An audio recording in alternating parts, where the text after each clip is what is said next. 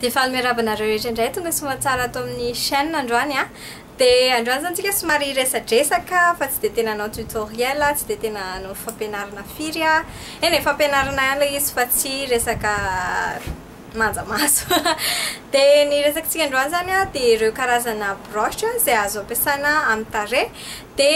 ny karazana broche izay misy zany de na karazana brosy izay misy de ny fampiasaina azy hoe inona no ampiasaina anazy. De ny brosy voalohany indrindra izay asehoko anareo zany de ty elf powder brush. So powder brush lay izy zany hoe somary enjakezana lay izy rehefa atao ohatran'izao a. De ngezangeza ihany koa lay izy rehefa jerena ohatran'izao a de afaka manarona surface ngezangeza amin'ny tarehy zany. De ity broche ho an'ny poudre zany lay izy raha ny tena marina fa ny fampiasako anazy zany sady be be koa ny olona mampiasa anazy de ho an'ny fond de teint. Ny antony satria lay izy le mafimafy zay no koa hoe lay izy afaka manarona toerana betsabetsaka, surface betsabetsaka amin'ny tarehanao. De zay no ampiasaiko anazy de satria ihany koa lay izy mora ampiasaina zany lay izy raha amin'ny tarehy.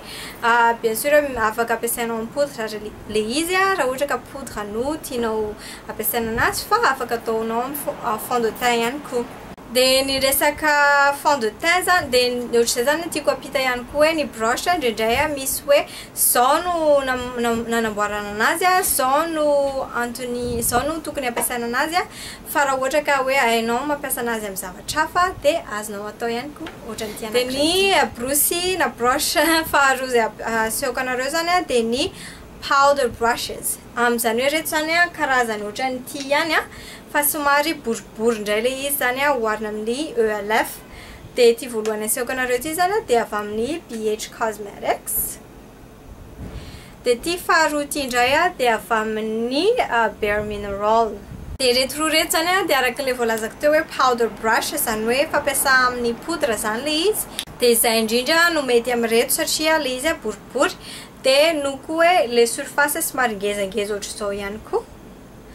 De ty anak'iry ty raha tena ngeza be mihitsiny de ny anton'izay afaka maka an'le poudre tsara zany lay izy rehefa ataonao amin'ny poudre anao de afaka voarayan'le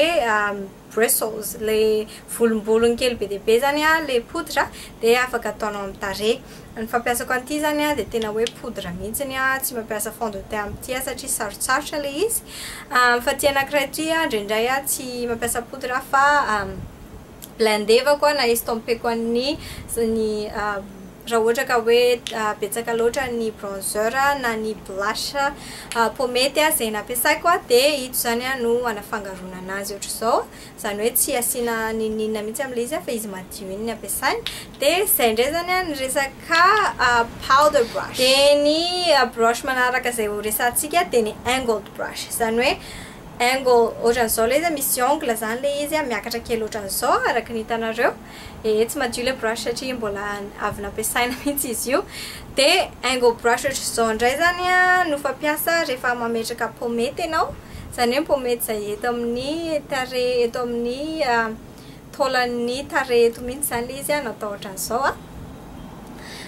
De ny ankoatr'izay ihany koa de afaka ampiasainao koa lay izy ametrahanao ny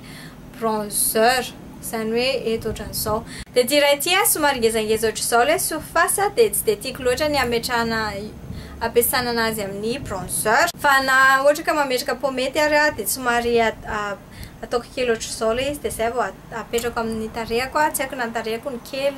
na ty ngeza loatra fa zay no fampiasako anazy. De ty zany zay zany tena mahafinaritra le izy hoe angle brush. Zany hoe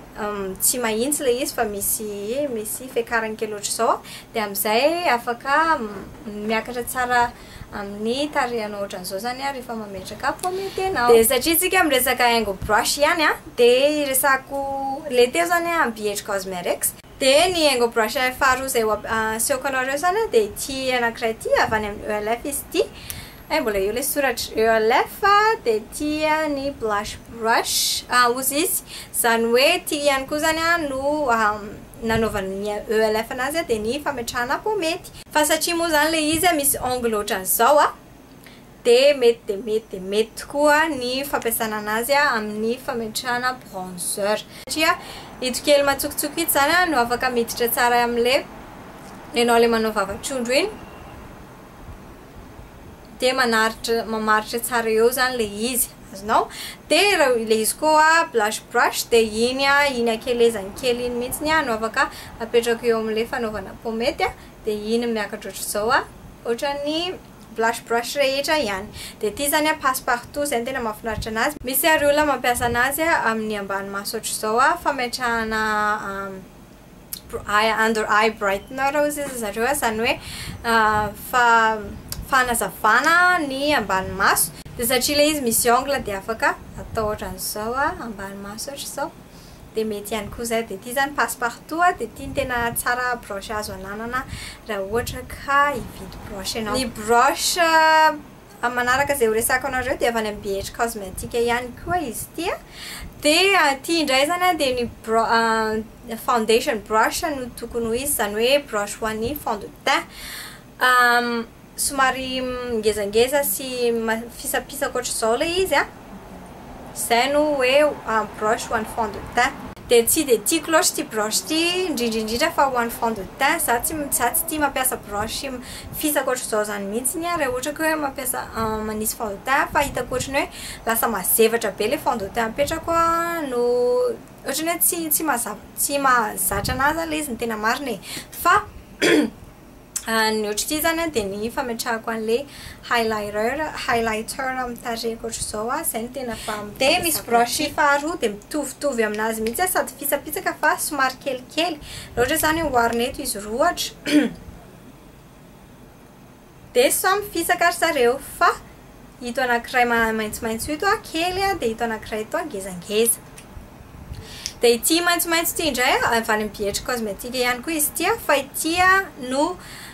fametrahana anti-cerne zany hoe concealer brush dia ity zany matetika no ampiasain'ny olona rehefa ohatra hoe hitanareo hoe misy mono io tsy tiako asiana ninina satria tsy tiako magay infecté izy aveo fa raha ohatra zao hoe zahako misy an'io mono io dia afaka apetrako eo ny anti-cerne manakona anazy zany hoe cache-tache koa izy zany ny olona sasany milaza anazy fa anti-cerne zany ilay izy concealer brush dia amin'ity ihany koa no fampiasan'ny olona rehefa mametraka an'ilay under eye highlighter na under eye concealer zany hoe ity zany no kelikely afaka miditra tsara eo dia izay no antony azo ampiasaina anazy dia afaka apetraka eo amin'ny orona sy eo amin'ny T-zone ny fiantsoan'ny olona anazy zany hoe zone T satria ohatrany hoe T ohatr'izao ilay izy ito mandeha makaty dia ito midina makaty dia izay ny antony hoe T-zone dia ito ihany koa zany afaka ampiasaina amin'izay dia izay zany mahasamihafa andreto ary ito amin'ny tarehy rehetra dia ito manakona an'izay tiana hotakonana sy mamoaka an'izay tiana ho dia iresaka ny broche farantsika ity dia tiako tokoa ity broche ity ankoatran'ilay ELF izay nasehoako tamin'ny voalohany indrindra teo ity koa avy amin'ny BH Cosmetics dia ity indray ohatr'izao indray no fivoaka an'ilay izy zany hoe doom brush ohatrany hoe blending brush ihany ilay izy raha ohatra ka ho amin'ny maso fa blending brush ho an'ny tarehy indray zany ilay izy dia miboribory ohatr'izao ilay izy tsy dia tena matsoko ohatran'ilay teo aloha raha ohatra ka hoaritsika amin'ity zao ilay izy dia tsy matsoko tsy matsoko ohatran'ilay teo aloha fa somary boribory ilay izy dia ny tiavako anazy dia ny eo ambany maso ihany koa mazava ho azy azonao ampiasaina eto amin'ny ambany raha ohatra ka hoe misy anti-cerne koa zao ohatra dia afaka rehefa naovana finition amin'ny poudre ilay anti-cerne avy eo dia afaka ataonao tonga dia apetaka eo ambony eo zany fa tsy mihetsiketsika ilay izy amin'izay dia ohatr'izay ihany koa ny antony ampiasaina amin'ity ambany maso rehefa manisy an'ilay anti-cerne iny ianao na ilay under eye brightener dia rehefa vita izay liquide izay napetraka teo ambany maso teo zany hoe misy ilay ranondranony iny napetraka teo ohatrany hoe fond de teint ihany ilay izy ranondranony napetraka eo iny fa ilay mampazava ny ambany maso avy eo indray zany ianao dia mampiasa poudre izay mifixena an'ilay zavatra eo zany tsy ampihetsiketsika anazy dia ity indray anao ampiasaina amin'izay ambany maso izay dia tsy atako senina aloha le izy fa potserina ohatrany hoe mipotsitra anazy eo mihitsy zany ianao potserina ohatran'izao le izy a dia amin'izay tsy mihetsiketsika le izy a tsy midina makaty na miakatra makany a fa mijanona tsara eo amin'ny toerana izay tianao ametrahana azy dia izay indray aloha zany ny androany zareo a dia somary betsabetsaka ihany le information izay nomeko androany a fa ingany mba nanisy so taminareo le izy na kely fotsiny ary raha ohatra ka misy fanontaniana dia aza misalasala manontany an'izany a na any Facebook, Twitter, Instagram na ao ambany ao ihany koa dia izay indray aloha ny androany fa dia misaotra betsaka anao nijery a dia manaraka indray veloma daholo